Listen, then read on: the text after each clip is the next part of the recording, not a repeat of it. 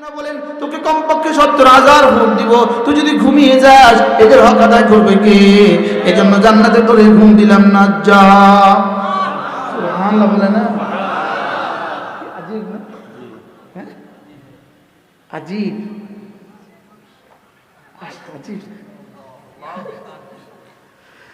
ওয়াজালনা নাওমাকুম সুবাতা, আমি তোকে ঘুম দিতে পারলাম, তোর জাগ্রত থাকার পরে আবার তোকে ঘুমালাম, ঘুম পাড়ালাম, আবার তোকে ঘুম পাড়াবার পরে জাগালাম, আবার তোকে ঘুম দিলাম, আবার জাগালাম, আবার ঘুম দিলাম।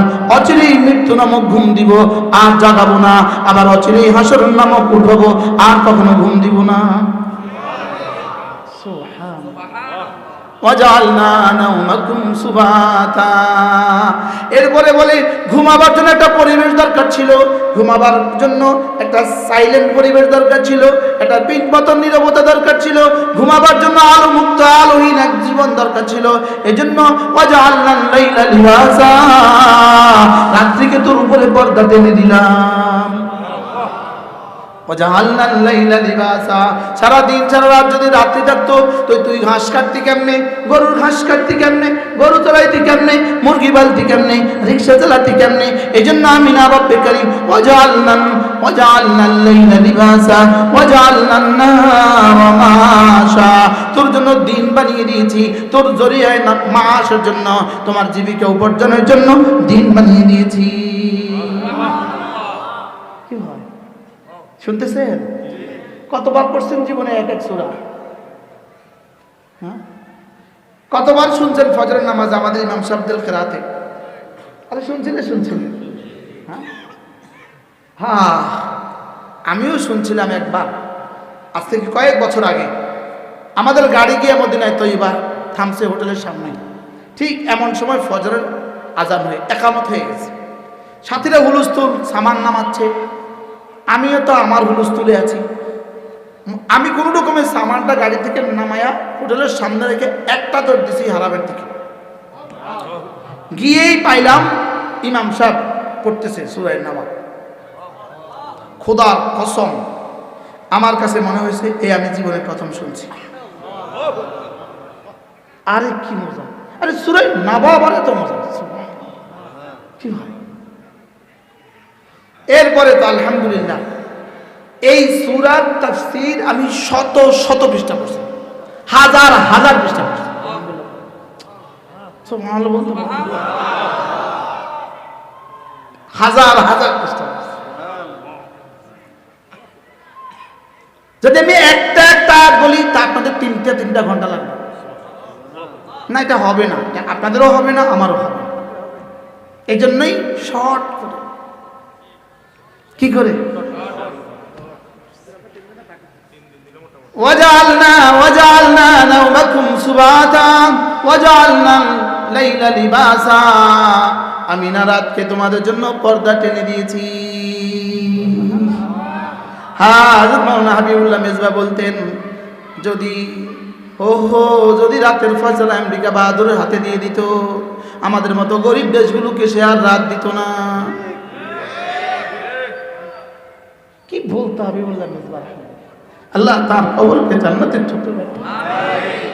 আল্লাহ আমার মওতের পরেও যেন কেউ না কেউ এভাবে কোনোদিন বলে হযরত মাওলানা হাবিবুল্লাহ মিসবাহ ছিলেন, মিসবাহ। আল্লাহ তার কবরকে জান্নাতের টুকরো বানান।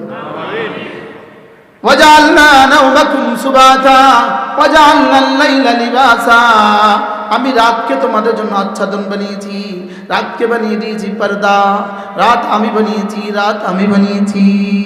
সুবহানাল্লাহ। আমেরিকা বাহাদুর রাত বানায় নাই কি? যদি রাতের ক্ষমতা দুনিয়ার কাউকে দিয়ে দিত, নেতানিয়াহু আমাদেরকে রাত দিত না।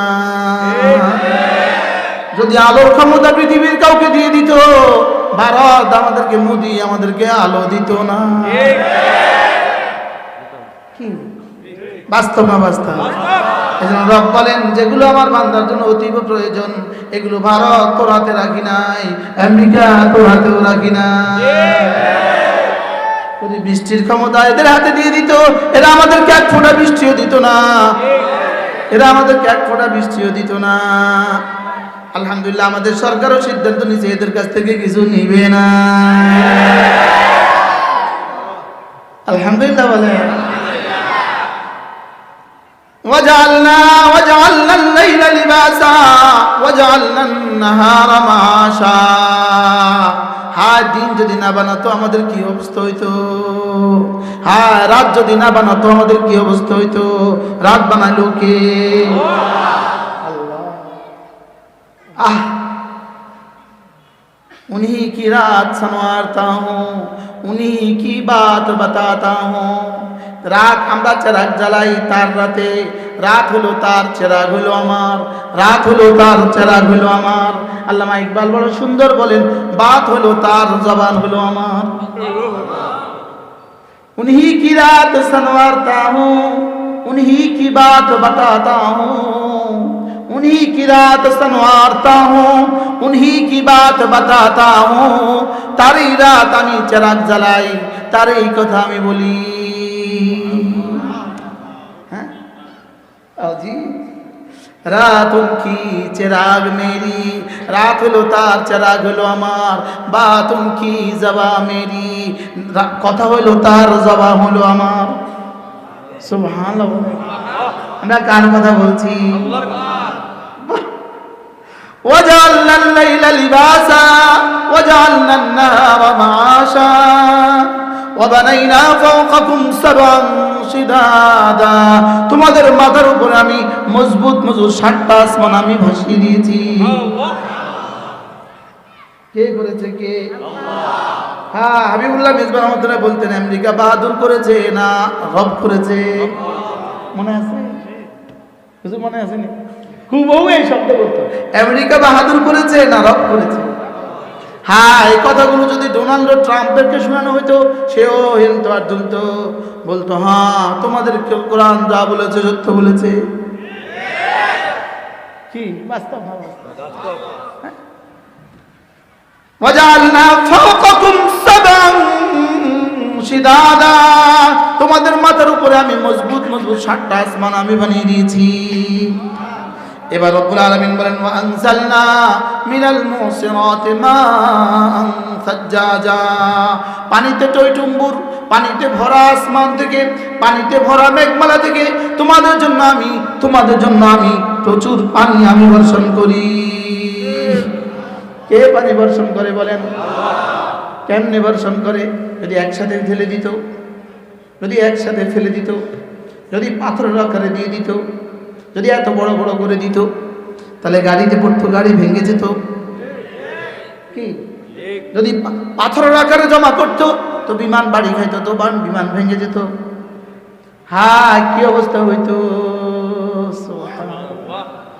বাষ্পের আকারে ভাসাই আর পানির আকারে পাঠাই। সুবহানাল্লাহ বলেন। ফানজালনা মিনাল মুসিরাতি মাআন সাজ্জাজা ওয়ানজালনা মিনাল মুসিরাতি মাআন সাজ্জাজা। পানিতে ভরপুর মেঘমালা থেকে আমি মাআন সাজ্জাজা প্রচুর পানি আমি পাঠাই। ওই পানি দিয়ে লিনুখরিজা বিহি হাব্বান ওয়া নাবাতা ওয়া জান্নাতিন আলফাফা। ওই পানি দিয়ে আমি তোমাদের জন্য ধান উঠাই, ওই পানি দিয়ে তোমাদের জন্য গম উঠাই, ওই পানি দিয়ে তোমাদের জন্য আঙ্গুর বানাই, আবার হাজারো বাগান বানাই যেগুলোতে কোনো ফল হয় না, যেগুলো দেখতে সুন্দর। সুবহানাল্লাহ বলে। ওয়া জান্নাতিন আলফাফা, পত্র পল্লবে ভরা। ওই যে আমাদের এই যে এমন এই গাছটা কেন বানাইলো? বলে এটা বানিয়েছি শুধু তোরে দেখার লাইগা। সুবহানাল্লাহ বলে। আজীব, হ্যাঁ, এটা বানাইছি তোর দেখার লাইগা।